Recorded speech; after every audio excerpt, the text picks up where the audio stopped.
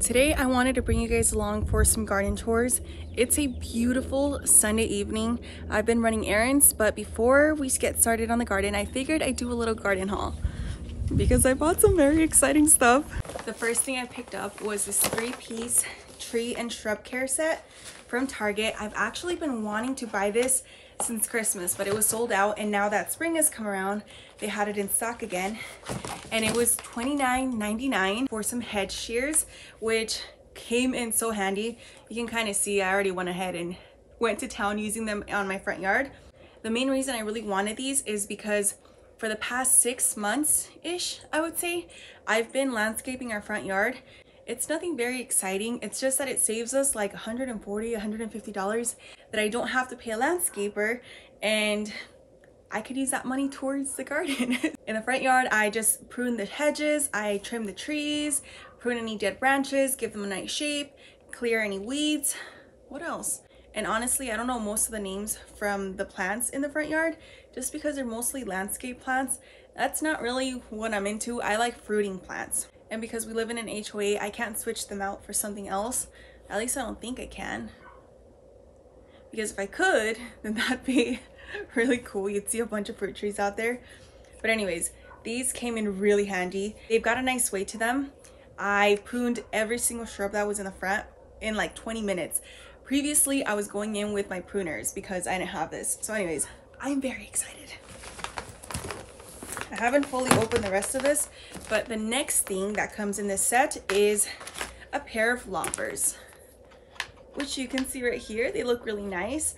I actually already have a pair that I bought from Harbor Freight, and those work pretty good. Those are extendable, but the fact that I was able to get another one for the price that I would have paid for one tool is not bad at all. And they feel really nice. I'll be using these for my trees as well and other shrubs. And then the last thing that came in here, which I need to get out, are these set of pruners. Oh, well, here we go. So I'm going to take my older set to open it up. I've actually never tried Fiskars Pruners. The brand that I really want to try, well, 2 brands. The first one is Corona, the second one is Felco, but Felco's just a little bit more pricey. And Fiskars I've seen before. Never actually tried them though. Oh, that's not bad. Yeah, that's not bad. These are the ones that I currently use. They've been well used. These I bought under 10 bucks from Amazon, and they've held up pretty well. The only thing is that the red padding on this side already fell off, but they work pretty good. I was planning to purchase some Corona pruners in the next month or so, but now that I have these, I can hold off a little bit longer until I really need to, because I don't need like 5 pairs of pruners, you know? There we go. I like the weight and the style of these better, where you can sort of unlock them from right here. I think that's easy for me to remember versus doing it from up here. I feel like it's a little awkward.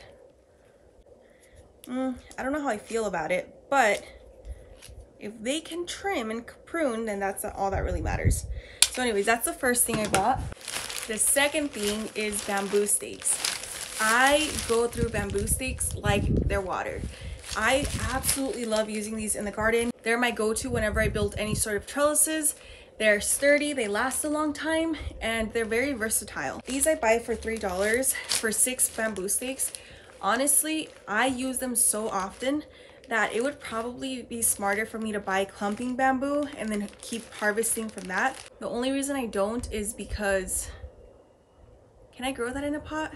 If I could grow it in a pot, then I would definitely do it, because truly, I go through these like crazy. I used to buy them from Lowe's and they were the same price, 3, 4, 6 of them.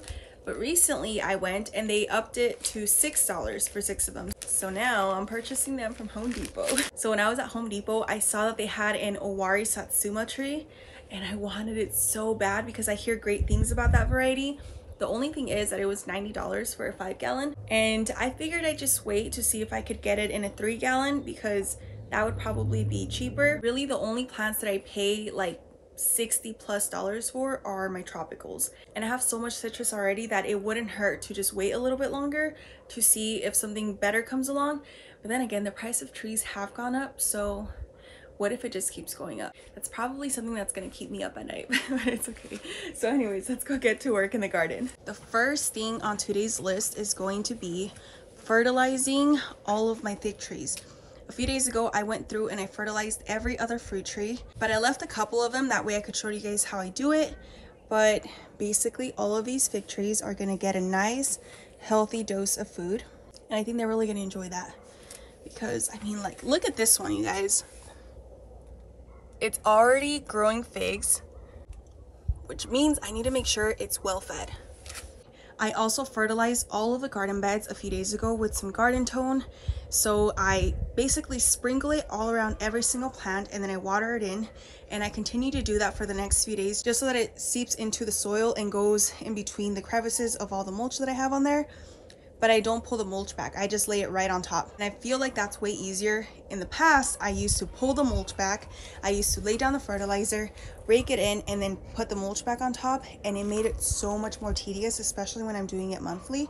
So this just works better for me. Before I start fertilizing, I wanted to show you these tomato plants right here. They've really started popping off like crazy. They look beautiful.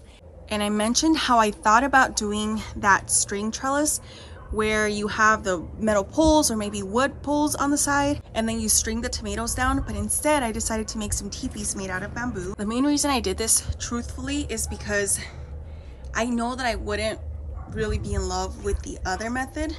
Even though it may be more functional, I just knew deep down I kind of didn't want to do it. With this method, I don't have to have them all in a cluster like I do right here. I could pop them throughout the garden beds and it should work just fine. Which is honestly what I like to do. I like to have every garden bed filled with a mixture of things. My first season gardening, I had a section of tomatoes, a section of peppers, a section of cabbages. But then what I realized is whenever I would have one pest, because all of that fruit or vegetables were in the same section, almost every single one of them would get that exact same pest. But whenever I had them spread out, the ones that were more spread out had less pest infestation. So like one bed would have a ton of hornworms, and then I would have tomatoes scattered throughout the other garden beds, and those would be untouched. And the same thing happened with things like cabbages. I had a bunch of cabbages in one garden bed, and so when the pests found them, what were they? They were like these aphids, like these gray aphids. They went after every single one of the cabbages, but the ones that I had a little bit more spread out didn't get touched at all. So that's what I like to do. I have one singular tomato plant over here that I want to show you, and I know that the TP will work because it's worked so far. Here is my Tommy Toe tomato. It started off with a 6-foot tall teepee, and then shortly after that, once it outgrew it, as you can see right there, I attached another piece and made it a few feet higher, and it's almost reaching the top of that. But honestly, that's as tall as I want to go, because if they get any taller than that, then I'm gonna have to use a ladder. I already have to use a ladder, but I really don't want it taller than that. Do I? Maybe I do. I could always extend that a little bit more, but that's why I feel like the TP works great for my location at least, and for my garden beds. And I like the fact that I can have something like this scattered throughout, so I think it'll look really cool. That's what I've been doing lately. I might show you guys how I build that right now actually, because I have a few more over there that I need to build trellises for. And then in the fall, whenever I start some more tomato plants, I'm going to scatter them throughout the garden beds instead of having them in clusters. The main reason I put them in clusters this time around is because I went in with the thought that I was going to do the string trellis, but afterwards I realized I wouldn't really like it. So I went with the teepees instead, but that's why all the tomatoes will be in like a single line. Right now they're spaced about a foot apart. I know that's kind of close, but I'm gonna train them to have one single cordon. I'm gonna start off with putting the first stake right over here. Right now the tomato plant is sandwiched in between some broccoli plants because those are going to come out soon, and then the tomato plant can just take off. And I'm using 3 stakes, so 1 here at the front and then 2 behind it to create a triangle. Now we have this shape going on. These bamboo stakes are 6 feet tall, but because I sink them about a foot into the garden bed, that leaves about 5 foot of growing space. So to extend it, I'm gonna take a 4-foot bamboo stake, and then I'm gonna place it right over here, probably like right there. To attach everything together, I'm gonna take some dollar store twist tie, And then I'm going to start tying everything together. Now this stake itself is a little bit crooked, which is fine, it'll still work, but it is a little funky looking. After I attach it up here, I'm also going to attach it to one of these stakes. I'll probably choose this one just so that it's not flopping all over the place. This will help to stabilize it. There you go. Just like that. Now it's nice and stable and it's not really going to go anywhere. And that's the same type of setup that I have right here. And the same trellis that's holding up this tomato tomato. Is this 2 tomatoes? Oh my gosh. At this point, I'm going to take some twine from up there to about down here. I'm going to tie one end around a landscape staple like this, and I'm going to attach it down here at the soil close to my tomato plant. And the other portion, I'm just going to tie it to the top of the teepee. And then what I'll do is I'll start winding it around the string, just like that. And as it continues to grow, I'll continue to wind it until it can reach the top of the teepee trellis. And from that point, I'll start attaching it with some tie tape. I really love using citrus stone to fertilize my fruit trees. This one says that it's really well for citrus, fruit, and nut trees. I used to use plant tone, but when I realized that this one worked for all of them, I stuck to just using this one. That way I don't have so many different fertilizers to haul around. And this is my go-to for basically everything now. So what I like to do is get some fertilizer inside of a little Powerade container. On the back, it'll tell you how much to apply based on the size of the pot, based on the plant itself. But I take about this much and I just sprinkle it around. I don't bother to remove the mulch at all. I used to do that before, but it just created a lot more work, and this works just as well. So I sprinkle it on top, making sure to cover the entire pot. You can also try and do it around the edge of the pot. I did that a few months ago and it worked well, but I feel like that works better when you have an in-ground tree. When it's potted, I think you get a better application if you sprinkle it throughout the entire pot. But it's totally personal preference. That's just what I've been doing recently. I already have my drip line set up right here, but I want this to start breaking down, so I'm gonna go in with the hose and water it from the top. When I water it from the top, the fertilizer will sink in through every single crevice. That way the entire pot gets saturated and gets a little bit of the fertilizer sprinkled throughout. That's about it. This tree's ready to go, and in about a week I'm gonna go in with some fish fertilizer and give it a nice deep drink, and I'll do that with every single tree. So once a month I fertilize with citrus stone, and then in the middle of the month I go in with some fish fertilizer just for that extra boost. But this one's ready to go. The sun's starting to go down, but I want to tie up the top of the tomato because about a week ago I tied it right here and then it pushed out all this new growth. So I'm taking some tie tape. I probably should go get a ladder. And then I'm going to tie it up right here.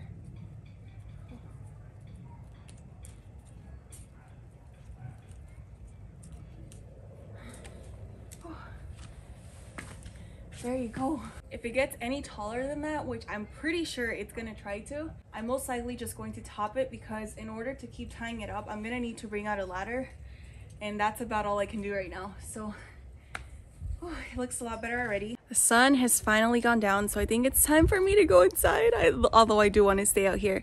But the trees got fertilized, the tomatoes got staked up, I built a few tomato trellises. I think there's maybe 2 or 3 more tomatoes that need a trellis, but for the most part, all of them are done. And I wish I could do more today, you guys. Sundays are honestly my favorite day to work in the garden because I feel like I have a lot more time. I can be out here all day, but today just happened to be a very busy one. So thank you so much for watching, and I'll see you in my next video. Bye guys.